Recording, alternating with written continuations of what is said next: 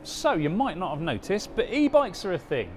Okay, you probably did notice. So head on over to the continent and they're everywhere. A third of the bikes sold in the Netherlands these days are e-bikes. Now, over there it's mostly been down to using them for transport on the lovely bike paths they have everywhere, but there's a big growth in leisure riding too, and that started with mountain biking and now it's all moving over to road. Now, at the moment, the road and gravel bike market is a very interesting sector for e-bikes. The motors are heavy and road bikes are supposed to be light, so it's a bit of a balancing act. So what should be the priority? I mean, on the one hand, you've got the likes of Giant and Rally who are making full fat e-bikes with big road standard motors and batteries that you'd find on a city bike or a mountain bike. That means you get all the range and power of a full e-bike, but it's a heavy package for a road bike. So something like the Giant Road E Plus, that weighs in at about 19 kilos. And on the other hand, manufacturers like Focus, Norbert and Cube are working with much lighter motor systems with a bit less power and reduced battery capacity. Now, the one that many manufacturers have jumped on recently is the German Verzur system. So that's light to begin with, but it's also modular. So you can remove the motor and the battery and ride it just like a normal bike. Now that means you can get a much lighter bike down to about 12 kilos as possible, and you can use the power a bit differently, so it's on and off when you want it as the range is reduced. So enter the Bianchi Impulso E-Road, and this is a really interesting bike because it sort of sits smack bang in the middle. So it weighs in at just over 16 kilos for this 57 centimetre bike we have here, and that is for a full power motor and a big battery too.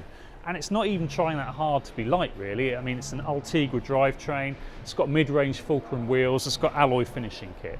So, swap the wheels out and some of the bits and you could probably save a kilo without really trying that hard. But even as it is, it's the lightest full power e-bike we've tried yet. So how does it do that? Well, the motor helps. This is the first bike we've tried with a Polini motor. So Polini are Italian and they come from a scooter background, and this motor unit is built in a factory just down the road from Bianchi's base, which I guess is one of the reasons they've decided to use it. Anyway, the motor's called the EP3. We first saw it in 2016, but this is the first time we've seen it with a bike built around it, and the power to weight is really impressive. So it weighs 2.85 kilos and it puts out 70 newton meters of torque. Now that's comparable both to the Bosch CX motor and to the Shimano Steps mountain bike motor, both of which are about half a kilo heavier.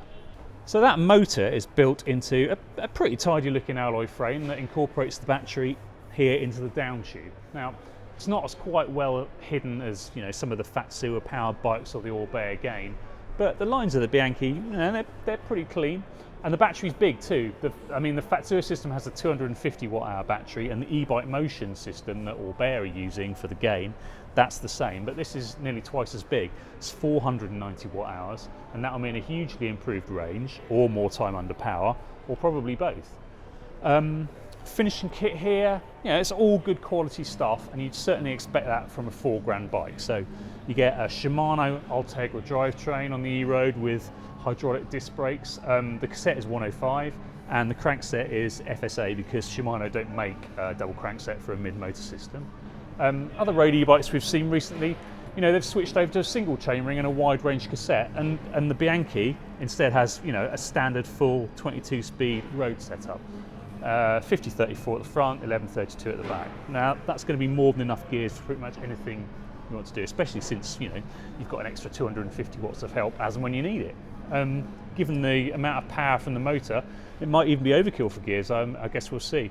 And with something like a SRAM Force 1 by drivetrain, you could save a bit of weight there as well.